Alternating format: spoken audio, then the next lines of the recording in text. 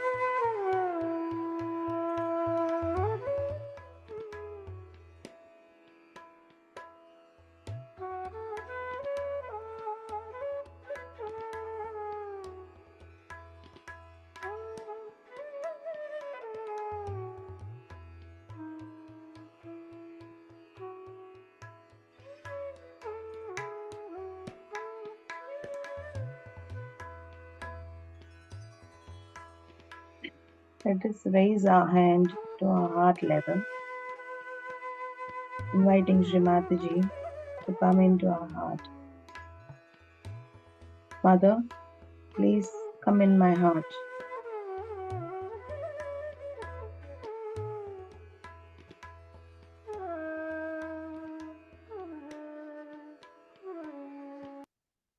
Let me clean my heart so that you are there.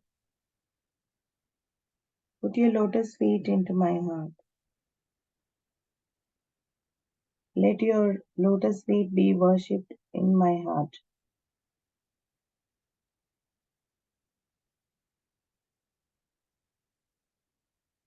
Let me not be in delusion.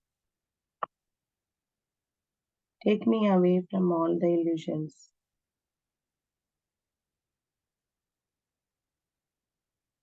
Keep me in reality.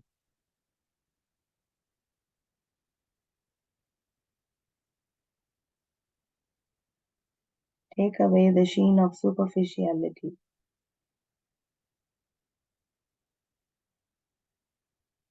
Let me enjoy your lotus feet in my heart. Let me see your lotus feet in my heart.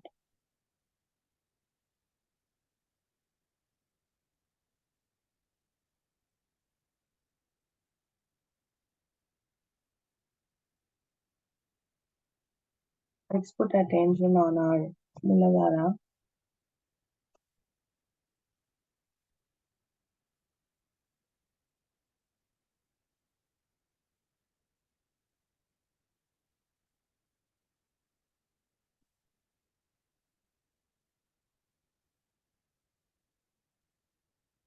Hey Mataji, by your grace, please make me innocent.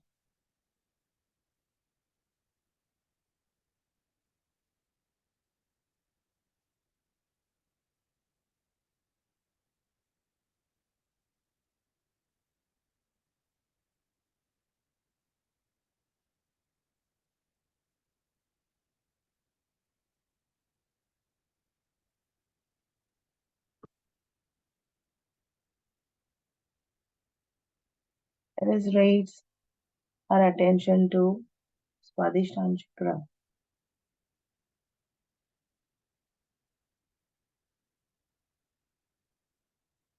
Mother, by your grace, please give me pure knowledge.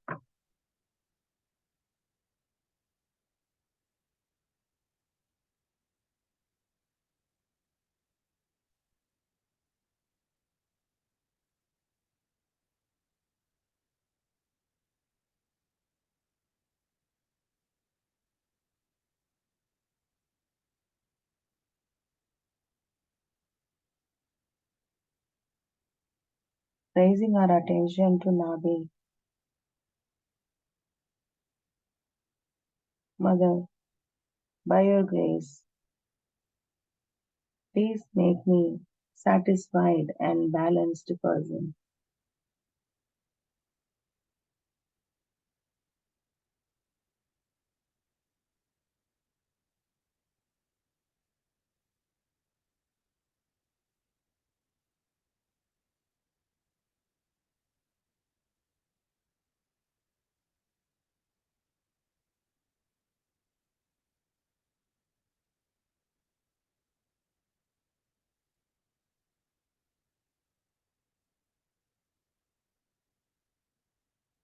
Raising our attention to our void. Mother, by your grace, please make me my own master.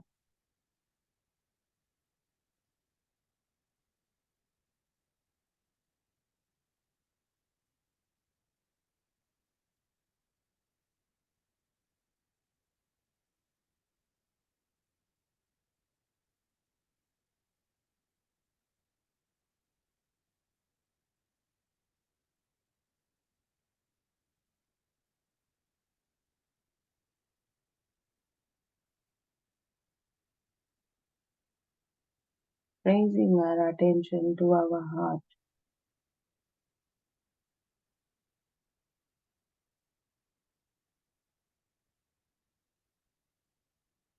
Mother, by your grace, please make me fearless.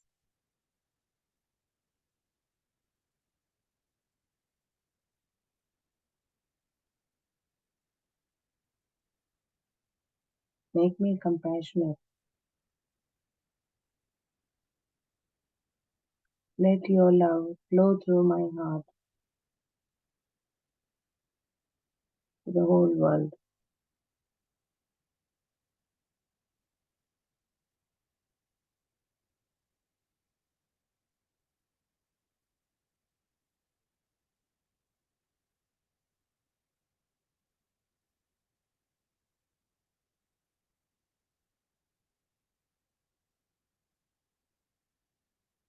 Please establish yourself in my heart.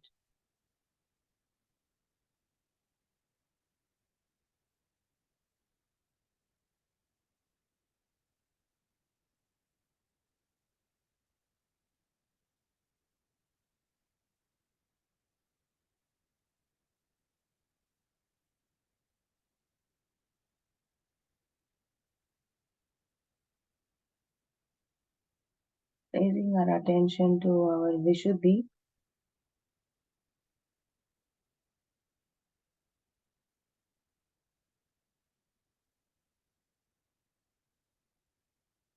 Mother, by your grace, please make me part and parcel of the whole world.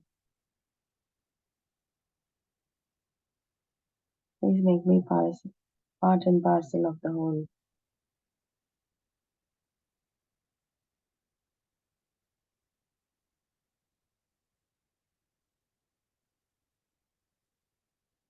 Please make me a detached person. Let me witness what is happening around me and surrender it to you.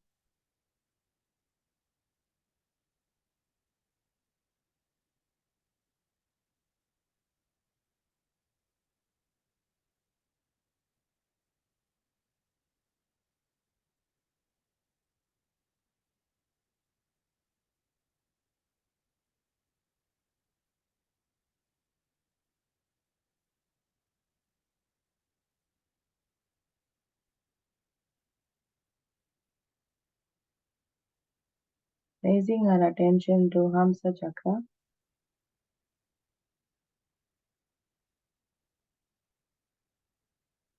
Mother, by your grace, please give me the power of divine discrimination.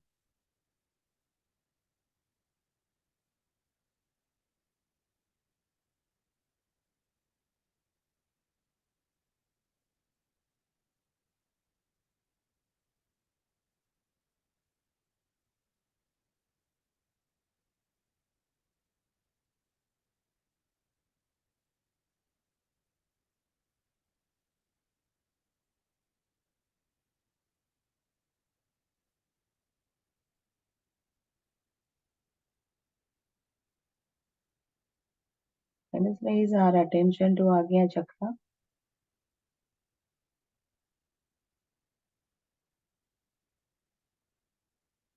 Mother, by your grace,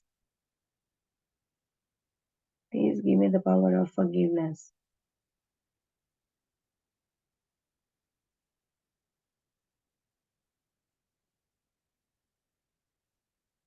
Please establish Sri Jesus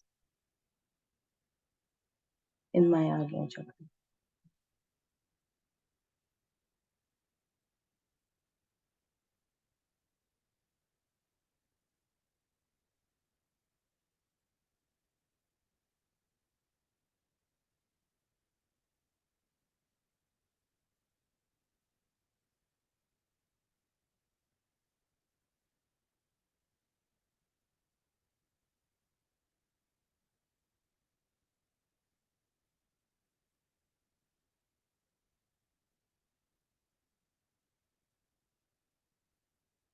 Giving our attention to our Sahasrara. Mother, by your grace, please establish my self-realization.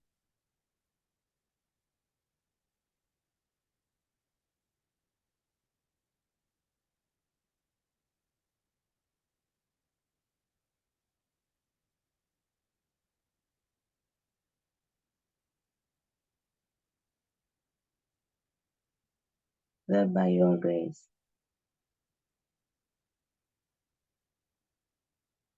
please make me achieve the silence.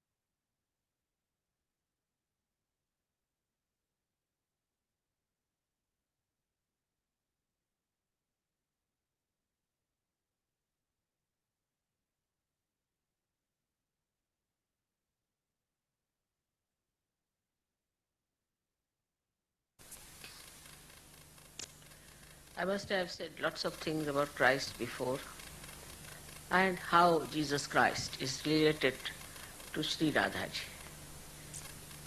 That he is the incarnation of Sri Ganesha, who was the son of the Adishakti to begin with.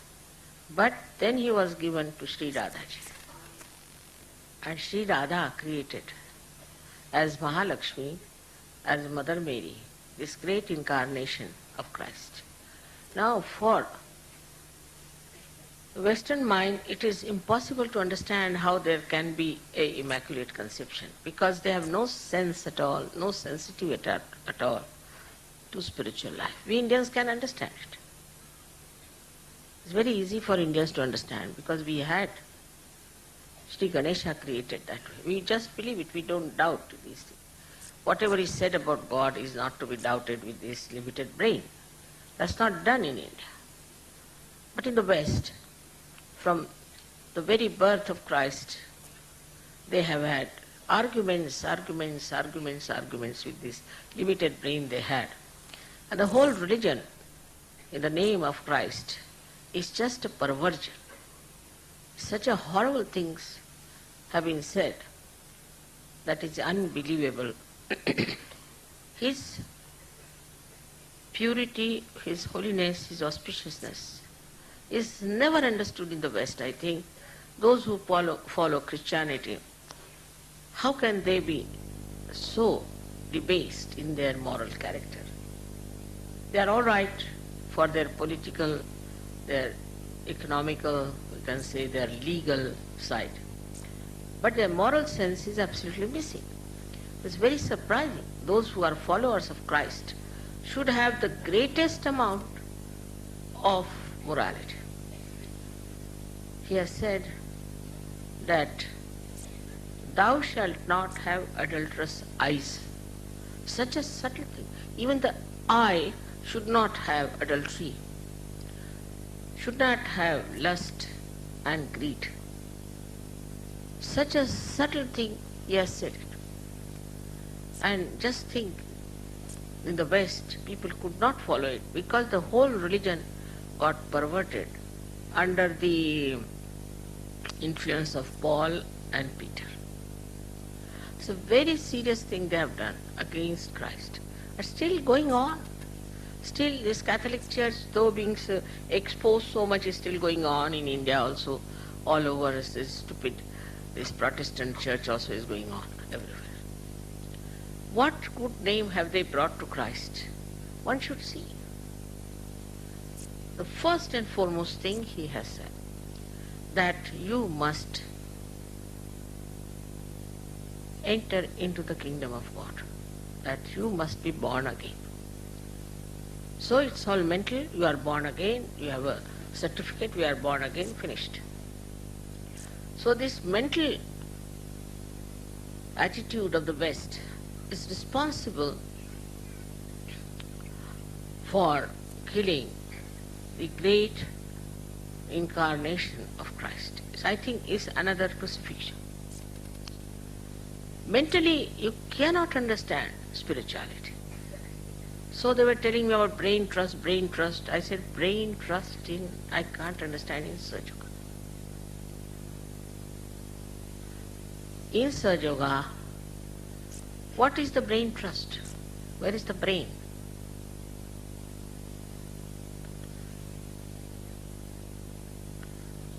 In thoughtless awareness, where is the brain? So this brain trust business might be all right for any other place, but for Sahaja Yoga, I still don't understand what do you do in brain trust. Because some people want to come on the stage and speak, you see, they have a kind of a madness. They can't get over it. So they might be coming to the brain trust, maybe. But it's not brain. It's the heart.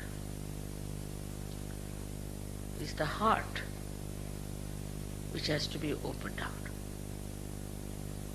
Because with brain, what we do is all kinds of materialism. All kinds of nonsense has come from human brain only, not so much from animal's brain.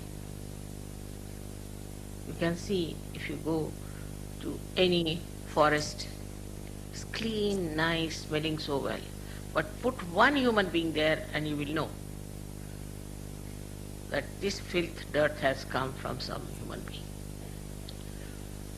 So as it is, they have made a mess of all the great incarnations, but worst is done to Christ. And I feel what a waste it was. So we must understand Christ in the right sense. He is the eternal child. He is the innocence itself.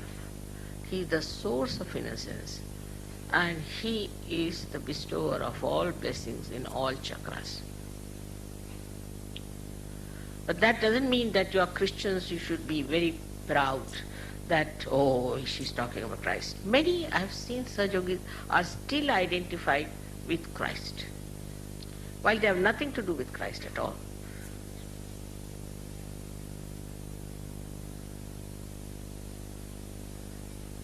Now one has to understand that how Christ in His miraculous life has shown so many miracles. First of all, His birth was immaculate. Any kind of birth is immaculate. They are beyond sins. They are special people. They may come as human beings, they may come as angels, they may come as anything. They are divine, and we should understand that this little brain of ours cannot discuss about them and talk about them, but is to just surrender and worship them. They are much beyond us. So for the Western mind, it is important to understand that the life of Christ was such a blessing for them that they have lost it, they have wasted it, and they have never understood how to respect it. The whole thing became like a political, economical, nonsensical fraud.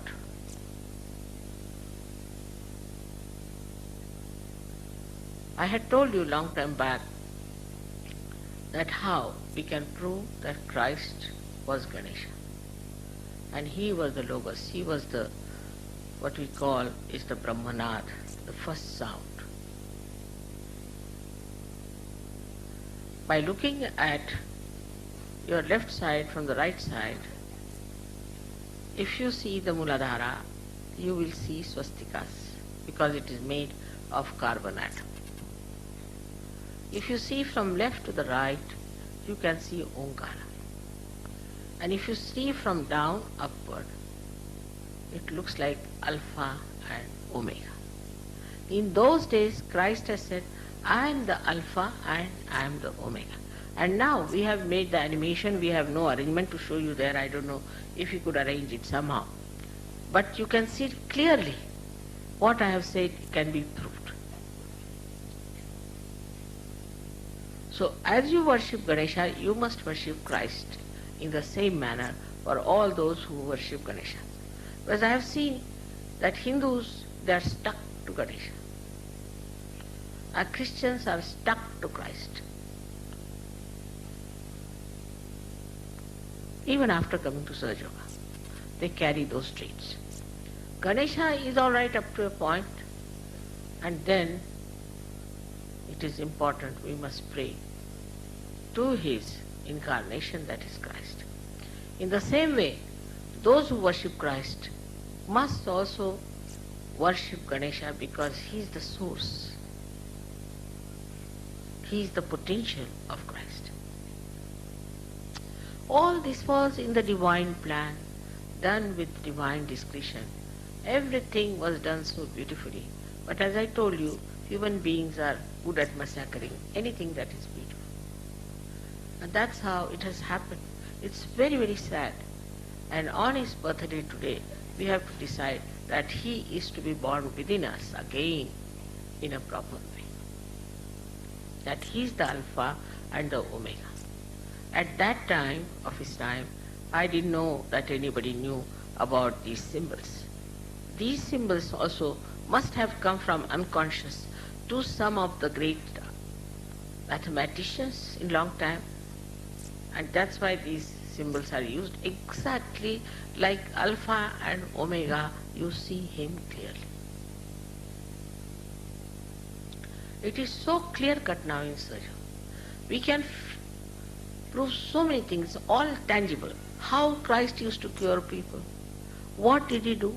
It's all tangible. We can prove it now in Sahaja. How it works. How these powers work. But we have to first of all cleanse our lives. We have to lead a very honest, powerful and pure life. I've seen those stalls outside. I told them not to put up any stalls here. Because they are making profit for themselves, not for Sahaja. Once Christ saw like that and he took a hunter and hit all of them. Now I can't do that. One should not encourage these people. It's not a shopping center. You have come for meditation. It's all right if you need anything. We have bought things for you. If you buy them, there might be little profit, may not be, but that will go to Sahaja. It's not going to be used for any private purpose. But these people from outside come and put up a stall and you all run about. Means you are still hanging around with that thing. You have come here for what?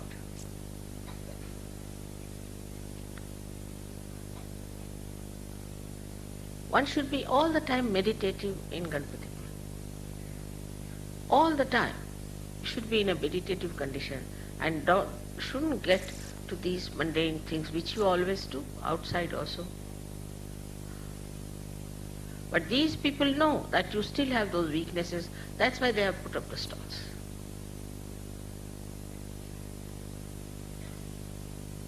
Leaders should stop all this nonsense. I've told not to eat outside. Last time all of you suffered because of that. But still the stalls are on. That means they know there are some culprits who would like to buy things from them and get sick and bring bad name to Sahaja. So the first thing of Ganesha is that wisdom. And that wisdom we see in the life of Christ from the very beginning. He was so confident of it that at the age of 12 years he went and talked to these Parsis, means the people who were priests. We still have priests and mullahs and these bhajis and all of them, these so-called dharma martandas all over. But he went and argued with them at that young age. And he must be saying, what are you doing here? What is this? What are you talking? All lip service. He was discussing and talking to them, but his parents perhaps were frightened that these people might kill him, so they brought him to India. He came to India for wisdom. I don't know where is that wisdom missing now from Indians. But must be this country was full of wisdom when he came and stayed in India. And we have lots of memories about him. Even the King Shalivahana met him. Is described in his book that he met a man in Kashmir who was very saintly, and he asked him, what's your name? He said, my name is Isa. See now, imagine, Isa. E is the word used in Vedas for the addition. Sa means with. He said, my name is Isa. He said, from what country you come? He said, I come from a country which is foreign to me, and this is my country. So this India, the Bharat, the Hindustan, was the country of spirituality. And one should not try to compete and feel inferior to other countries who have gone up materially higher. You don't know where they are. But we should be spiritually higher. That's what Christ said. This is my own country. It's clearly written. That means Christ recognized that this country of spirituality is his own. So we belong to that country of spirituality and not to the materialistic or to the mundane or the baser type of life.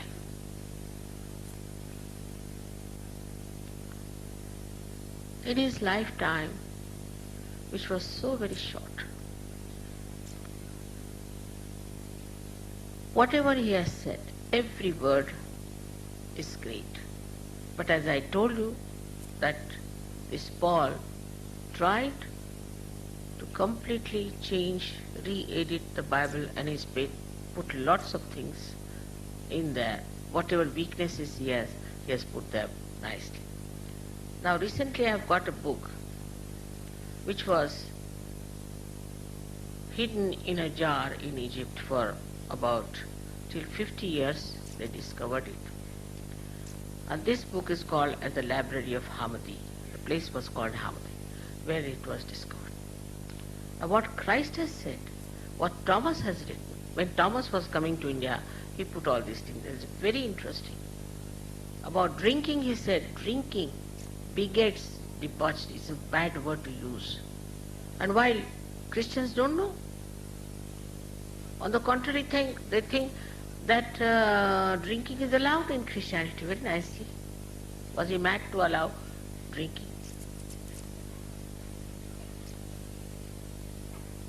How can he allow drinking, which goes against your awareness? But they thought it was nice. And that's what people have been using as a big attraction, that you can drink in Christianity. So in the other religion, like Catholic religion, you could have only once the marriage. So they have one marriage and 10 keeps is all right, allowed. In the Bible is written, only you can have one marriage, you cannot divorce. So do what you like. No sense of morality. And everything came like a derailment towards themselves. They accepted one after another all kinds of nonsense. And the basic thing of Christ's life is morality. He's on the left side, as you can see from Sri Ganesha. And then he establishes himself at Agya. But morality is the essence of his life. What we call in Indian language is character. Our character is how we lead a life of purity. We indulge into all kinds of nonsense. I mean, if you go to the West, you'll be amazed what things they do. I mean, you cannot even believe it, and I cannot even mention it to you. You won't believe that these so-called advanced countries are advancing towards law. Impossible. We cannot conceive it even. Such an impurity, such a horrible, destructive immorality. And I don't know from where it comes. I think something wrong with genetics. From where do they get these ideas? One after another. It's impossible to believe these people doing all these things and then nicely dress up and go to church on Sunday, pray to God and come back. Now it is for you to decide. You have to pull out all these people in your own countries and you have to tell them, this is all nonsense in the name of Christ and in the name of God. You have to come up and talk about it. Same about Sri Ganesh. I have seen in Pune, I was surprised, there was Ganesh Mahotsav. Everybody was drinking nicely. The horrible dirty songs, some western songs, some horrible cinema songs put up there, and everybody was using as a disco in front of Sri Ganesh. Sahaja should go and object to this kind of a nonsense that how could dare they drink in the presence of Sri Ganesh?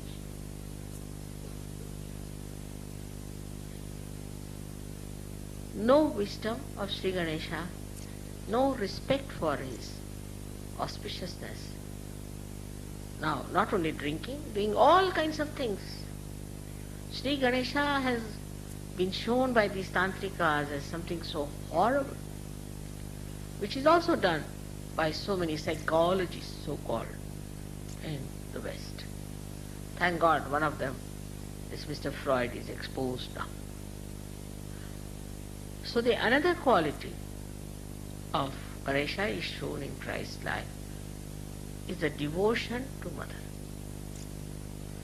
In that book, Mary is telling them about knowledge.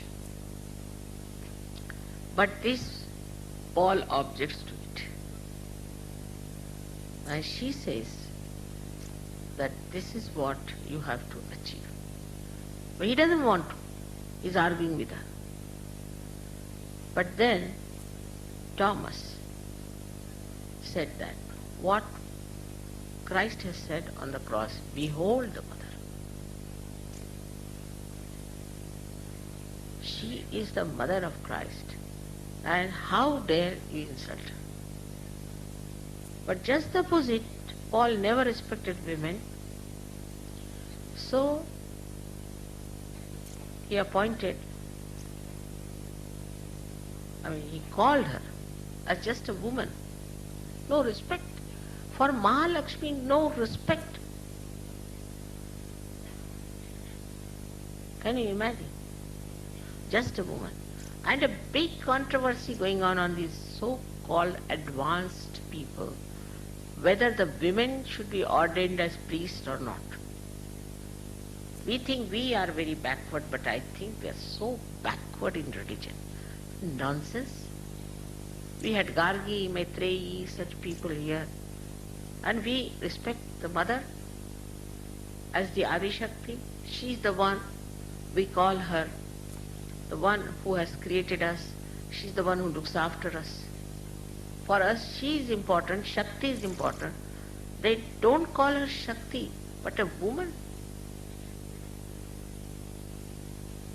And supposed to be very advanced people. And all other nonsense they do in the name of advancement, it's impossible to tell. So my words fall short, feel so ashamed in the name of Christ. Today now when we are celebrating the pure life of Christ, He came on this earth. They can't believe that He could have been so pure. A criminal cannot believe that others could be non-criminal. So we have to, within ourselves, see if we have developed that purity of mind that expresses through our eyes. Eyes have to become innocent. Otherwise they have no effect. If you are hankering after attracting other people and charming other people and all that, you are not a Sahaja. There's no need. Once the light is within yourself, people will know. As Sahajogis, you have to have the light of Christ in your own life.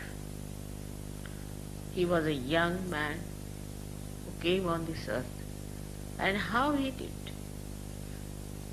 He had nothing to do with Mary Magdalene, who was a prostitute. But he stood by truth. And when people started stoning her, he stood up and said, those who have not committed any sin can throw the stone at me. What a strength of truth. So not that only he was a pure personality, but purity also is expressed in truth. And his compassion and love. Such compassion he has expressed. Such compassion. I think Sri Ganesha got a little transformation. Sri Ganesha is definitely very compassionate to people who are worshipping him. But those who go against them, he hits them hard. He doesn't bear. They have to suffer. AIDS, this, that, everything comes. But those who are pure people, Sri Ganesha protects. But Christ is compassionate, he forgives. Because he believes that there could be a transformation. At the level of Sri Ganesha, he thinks it's better that let them be killed and be born again, because they're so impure. But Christ had hopes that he can transform people. But he could not. They crucified him. What wonderful people they must have been to crucify Christ. Brainless, we should call them. Absolutely without any understanding about spirituality. Very insensitive to true knowledge. So for Sahaja Yoga, only the wise can follow.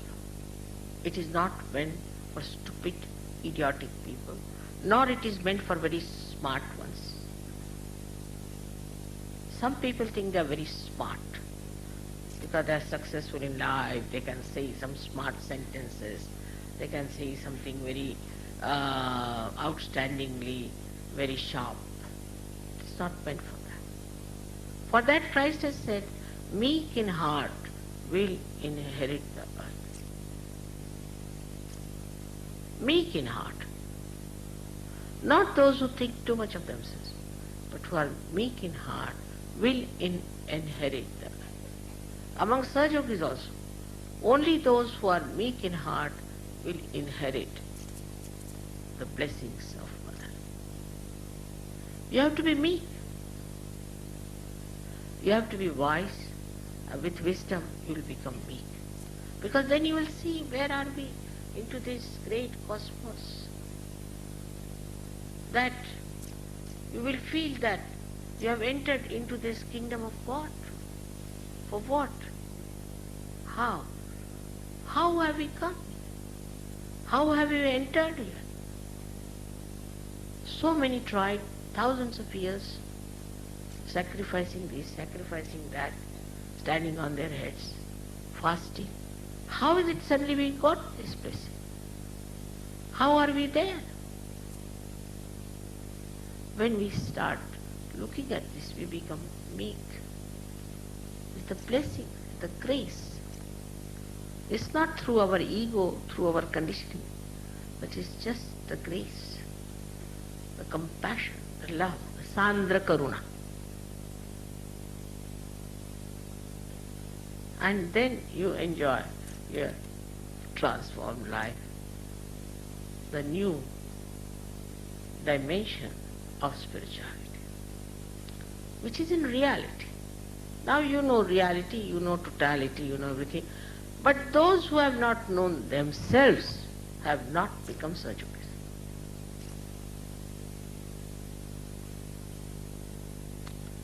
Tukaram has said in very simple words, Apana Sidani le jani. The one who has known himself is the last one. You can judge the chakras of others, but you can't judge your own chakras. You can introspect others, you can judge others, but you cannot judge yourself. If you know everything about others, but about yourself you don't know anything, then you are not Sahaja Yogi. First thing you must know yourself. What sort of a ego stuff I am doing? What sort of a conditioning I have got? Even now, people have so many conditionings. So there's a new discipline of Sahaja Yoga. In the new discipline, you have to be meek, humble, and you have to be wise. Every step of yours, every talk of yours, everything should express wisdom. And the search discipline, which automatically stops you from doing wrong things. Now say I'm walking down and some lady suddenly falls at my feet. Without even understanding that I'm just walking, I may fall down or catch his hold of my feet. It's all self-oriented.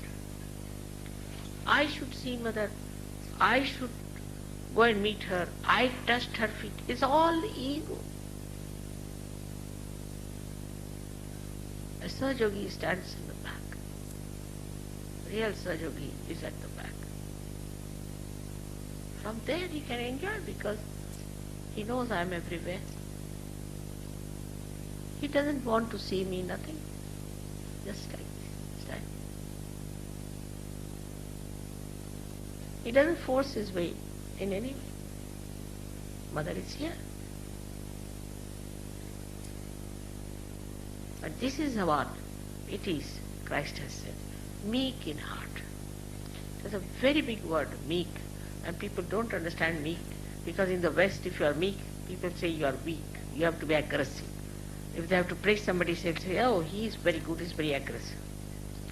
I think their genetics are a little lower than normal. Must be some animals in them. Otherwise, how can they think that to be aggressive is being something higher? It's impossible. How can a person who is supposed to be a higher person could be like a devil? How could Hitler say that he was a higher race when he was himself a devil? It's very nice for a devil to say, I am a higher race. So in dealing in Sahaja Yoga, the sweetness of natural meekness, not artificial, of a businessman, but a natural one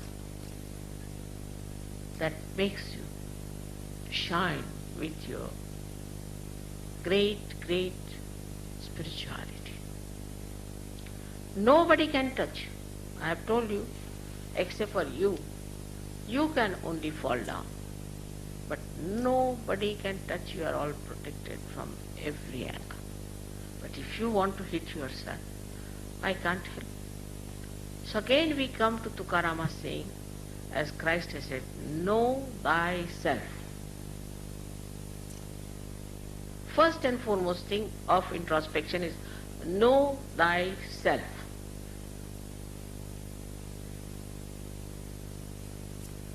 What you are doing?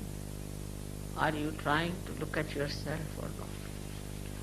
He has also said that we see a big beam into the eyes of others, then it's all right. But the beam is in your eyes, and you start seeing the beam in others' eyes, and that's the point.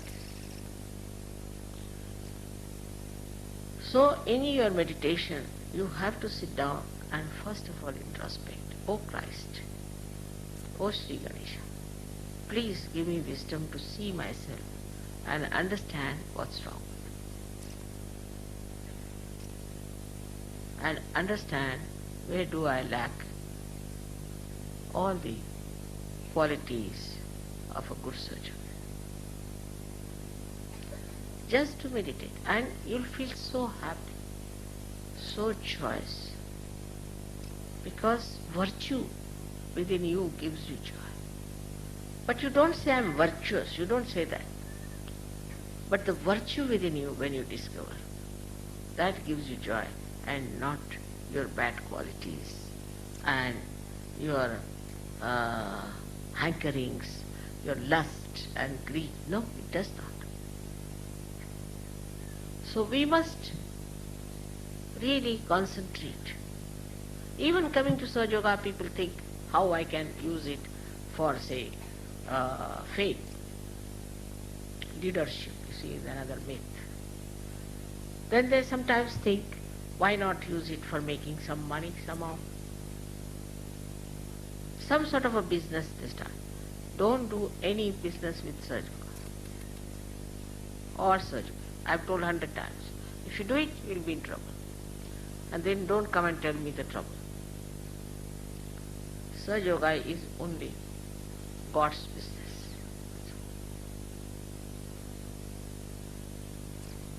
Everything that you are doing is for God. And that's why you are doing it for yourself. So introspection is very important. Criticizing others should be less. Criticizing yourself and laughing at yourself is less. I laugh at myself many a times and say many things like that, if you have noticed. That makes life so interesting.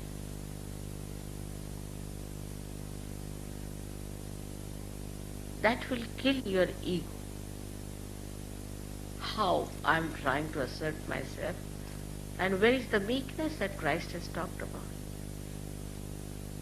It is a natural goodness within us. Once it shines and shows,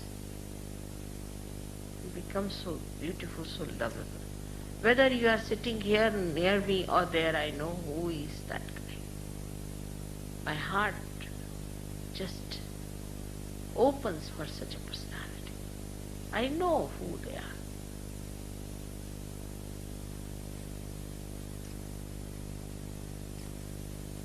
But even if I know, I will never tell.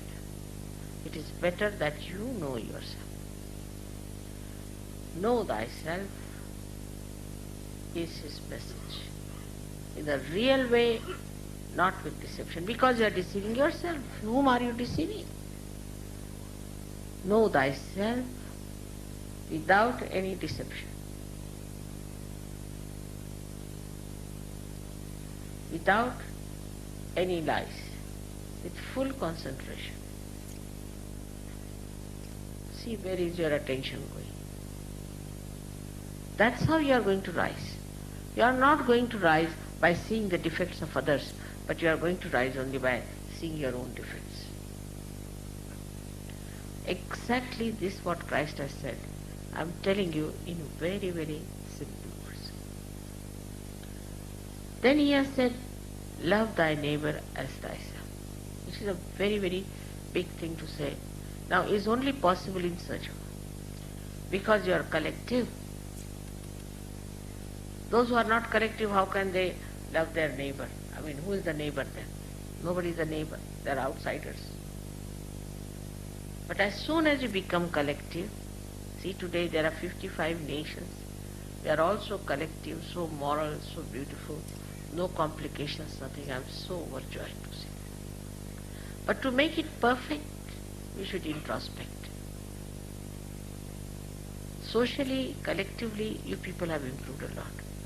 But also individually, within yourself, you have to improve for your own goodness.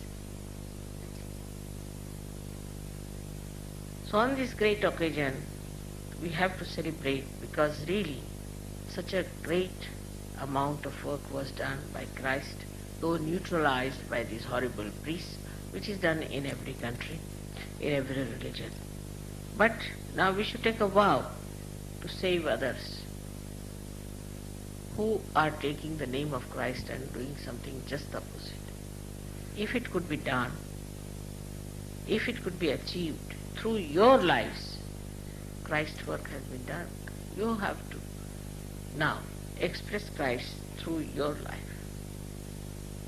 This is what it is. Through your life you can express it. Through the purity, through the meekness, through the compassion and the wisdom of Christ. Absolutely fearless was he. And that's why you have to be fearless. Because you have to be only afraid of God and nobody else. That's all. And if you have done nothing wrong, there's nothing to be afraid of God also because he loves you.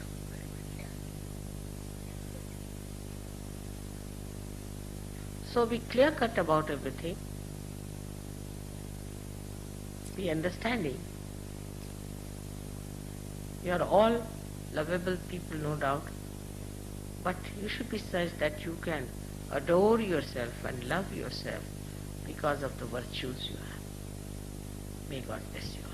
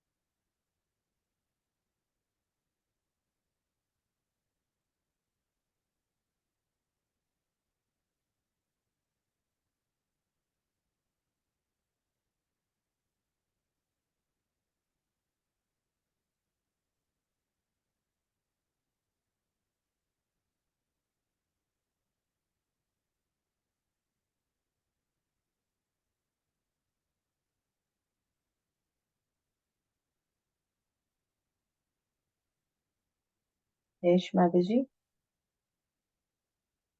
Thank you, Shimataji, for a wonderful meditation. I seek to absorb all the truth of your talk into our being and grow spiritually. Let us put ourselves into bandhan and conclude this meditation.